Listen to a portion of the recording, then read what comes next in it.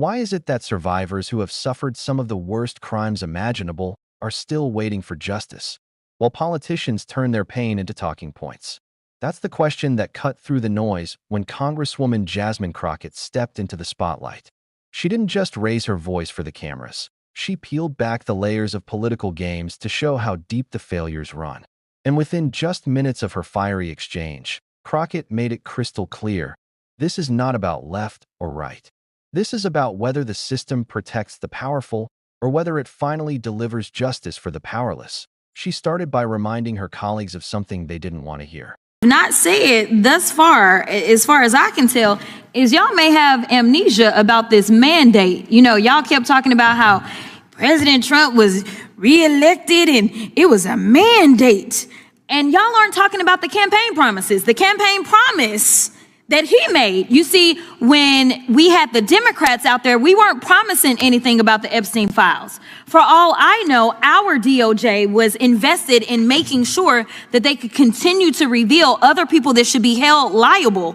Instead, it was your side that made this a campaign promise. So to now say that we are playing political games when we know that he actually ran on this is a farce. That's number one. Number two, everyone on this committee and everyone in Congress should have an issue with the fact that right now we know that Ghislaine Maxwell has not only been transferred out of her housing in Florida down to somewhere that looks probably a little bit more like Mar-a-Lago in Texas, but now there are conversations about pardoning her. So I think that the American people should have full transparency about what took place when you're talking about someone who went in front of a grand jury and was found to have enough information to go forward and indict her, and then she was convicted, and then she was given 20 years, yet the president is in talks about potentially letting a convicted sex offender out.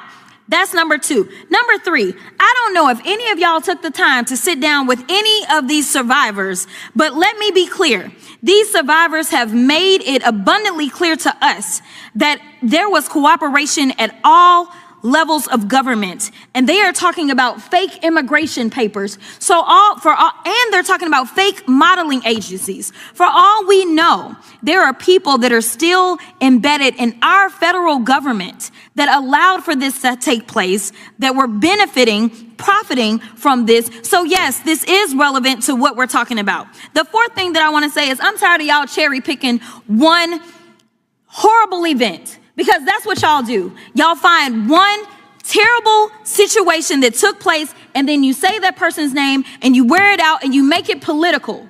The reality is this: I got a few names for you if you want to start going through names, and you tell me which one of these names you've decided to do any type of legislation behind. We've got Virginia Guffrey, we've got Annie Farmer, we've got Maria Farmer, we've got Courtney Wild, Michelle Licata, Jenna Lisa Jones, Jennifer Araz, Sarah Ransom, Shantae Davies, Carolyn Adriano. And the reality is that it's our understanding that there may be close to 1,000 victims of Epstein, Maxwell, and others. So stop playing these games and acting like you care about one particular situation. You take a situation and then you exploit what has happened to not only that person, but you exploit those families and you make it a game.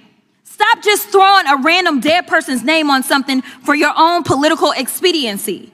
If you want to start talking about actually solving something, then maybe we should go to the other campaign promises, the ones that allegedly gave y'all a mandate. When he said he was going to lower prices on day one, yet that didn't happen. When he said that he was going to be ending wars on day one, yet that didn't happen. Where he said that he was going to save the American people, yet that didn't happen. Because as we know, in that big ugly bill that every single one of you voted for, except for Mr. Massey, because he seemingly is the only one that's got any sense over there, y'all voted for that bill. And the last time I checked, it's driving us further into debt while kicking people off of their health care, in addition to making sure that billionaires, which I would not be surprised if we start to roll out those names, and a number of those same billionaires, because these weren't they weren't $2 Johns. That's not what I got from the information. So stop telling us that you care.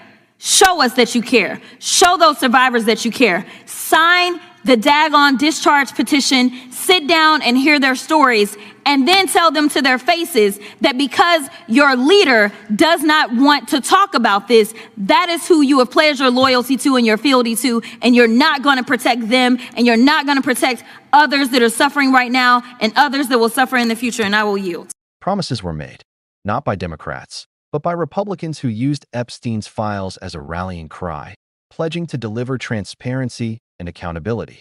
And yet here we are, years later, with survivors still begging for the truth to come out. Crockett wasn't interested in playing along with the narrative that Democrats were somehow dragging their feet. She hit back with precision. If this was a campaign promise from the GOP, why has it vanished into thin air? Why are politicians who swore to bring justice now silent when survivors ask for answers? But Crockett didn't stop there. She went deeper, pulling the conversation out of the safe space of talking points and into the uncomfortable reality of what's happening behind the scenes. She revealed that Ghislaine Maxwell, Epstein's partner in crime, wasn't just sitting quietly in prison. She had been transferred out of her Florida facility and moved to Texas. That might sound like bureaucratic reshuffling to some, but Crockett called it what it is, a move that reeks of favoritism. And then she dropped the bombshell, whispers of a possible pardon. Let that sink in. A woman convicted of enabling and participating in one of the most notorious criminal networks of modern times could be on the verge of freedom, not because she's innocent, but because political power shields her. Crockett's voice carried the weight of outrage. What message does it send when a convicted sex offender gets special treatment while her victims are left with scars and silence? And that's where Crockett shifted the spotlight. Away from the noise, away from the political theater, back to the people who matter most, the survivors. She painted a grim but necessary picture. Victims who have described fake modeling agencies, forged immigration papers, and a system that not only looked away, but may have actively profited. She didn't speculate wildly, but she put the suspicion on the table. Were people inside our own government enabling Epstein's empire? Were the very institutions designed to protect citizens actually complicit in exploiting them? For survivors, this isn't just a question of history. It's a question of whether their abusers had powerful friends who are still pulling strings today. Then Crockett did something rare in a congressional hearing. She named names. Not politicians, not the powerful, but the survivors themselves. Virginia Giuffre, Annie Farmer, Maria Farmer, Courtney Wild, Michelle Licata, Jenna-Lisa Jones, Jennifer Araz, Sarah Ransom, Shantae Davies, Carolyn Adriano. Names that should be etched into the public conscience, yet are too often erased from the headlines. Crockett reminded the committee and the country that behind every story about Epstein or Maxwell, there are real people whose lives were stolen, scarred, or forever altered. And she wasn't talking about a handful. She pointed out the devastating reality. There may be close to 1,000 victims. Think about that. 1,000 voices silenced by power, ignored by politics, still waiting to be heard. But Crockett wasn't done. She pivoted to the hypocrisy that fuels so much of Washington's dysfunction. She accused her colleagues of cherry-picking one horrific case, repeating one name again and again, and using it as political ammunition, while ignoring the hundreds of others whose stories are just as real, just as devastating.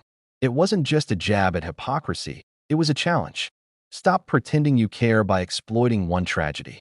Show you care by addressing the entire system that allowed this nightmare to exist. Crockett's tone sharpened as she laid out the truth. Survivors aren't pawns in some partisan chess game. They are human beings whose suffering deserves more than political theater. And then came her most devastating strike, tying it all back to those so-called mandates.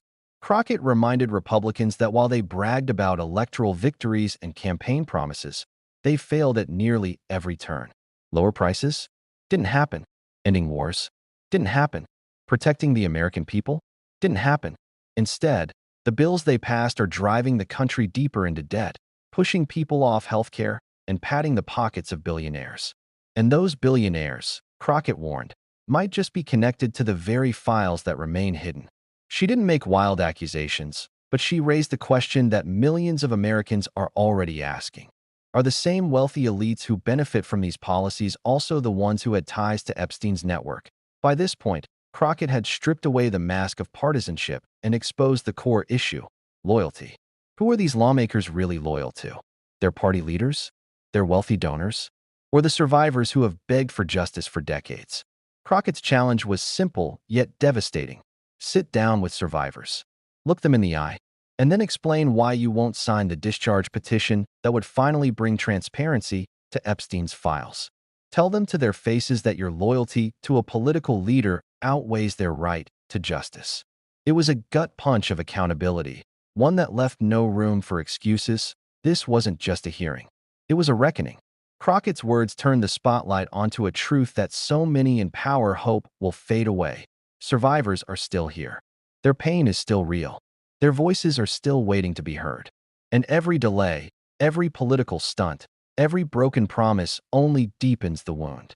She didn't just demand justice. She demanded humanity. A reminder that leadership isn't about speeches or sound bites. It's about choices. And every choice to ignore survivors is a choice to side with their abusers. Crockett's exchange should force all of us to ask a haunting question. Why do survivors have to fight so hard just to be believed, just to be heard, just to see the most basic accountability? Why is justice something that has to be begged for, instead of something delivered as a matter of principle? Survivors shouldn't have to plead. They shouldn't have to wait. They shouldn't have to watch as convicted criminals are coddled while their own trauma is politicized. Justice should not be optional. It should not be negotiable. And that's why Crockett's voice matters. Not because she scored political points, but because she refused to let survivors be erased. She refused to let their names fade into footnotes. She refused to let political loyalty take precedence over basic humanity. That kind of courage is rare in Washington. But it's the kind of courage survivors deserved. The next time you hear politicians bicker about who's to blame, remember the names Crockett read aloud. Remember the faces of the survivors who are still waiting. And ask yourself, if justice can be delayed for them, if truth can be hidden for them, what does that say about the system we all live under? This isn't just about Epstein or Maxwell. It's about us. It's about whether we accept a world where power shields the guilty and abandons the innocent, or whether we demand something better. Crockett has made her choice clear. Now it's time for the rest of us to decide that if you believe survivors deserve more than silence, if you believe justice should not be negotiable, then don't let this conversation end here. Like this video, share it so others can see what's being hidden, and subscribe for more breakdowns of the hearings and investigations that shape our future. Your voice matters. Use it. Together, we can make sure survivors are not forgotten and that justice is not just promised, but finally delivered.